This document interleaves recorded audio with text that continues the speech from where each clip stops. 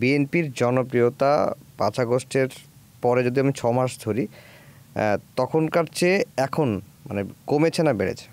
আমার কাছে মনে হয় যে কিছু কিছু জায়গায় তাদের নিজেদের রিভিজিট করার দরকার আছে, কিছু জায়গায় ঘাটতিটা হচ্ছে, আবার কিছু কিছু স্পেসিফিক জায়গায় কিন্তু বাড়ছেও। কারণ দেখবেন যে অনেক জায়গায় তাদের অনেক কিছু প্রশংসিত হচ্ছে, তারা অনেক জায়গায় গাফিলতি না করে ইনস্ট্যান্ট হয়তো হাততালি পায় নাই, কিন্তু সময়ের সাথে সাথে মানুষ বুঝছে যে এটা হচ্ছে।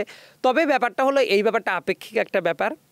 অনেক জায়গায় উন্নতি করার অনেক সুযোগ আছে, নিজেদের ভুলগুলো শুধরে নেওয়ারও অনেক সুযোগ আছে। সো কোনো একটা জায়গায় আমার কথা যে ভুল হচ্ছে ওইটা কারেক্ট করার জন্য কি করা দরকার এটাও বিএনপির ভাবা উচিত। কারণ বাংলাদেশের মানুষ এখনও বিএনপির পর কিন্তু ওই আস্থাটা রাখতে চায় যে ঠিক আছে ভুল করুক, কোনো কিছু করুক, কিন্তু বিএনপি অন্তত বাংলাদেশের ন্যাশনালিস্ট সেন্টিমেন্টটাকে ধারণ করে, বাংলাদেশকে ধারণ করে। অনেক জায়গায় ভুল হচ্ছে, কিন্তু এর মানে এই না যে ও বিএনপি খারাপ হয়ে গেছে। এটা করলে তো বিএনপি বহু আগেই অনেক কিছু কম্প্রোমাইজড হইতে পারতো।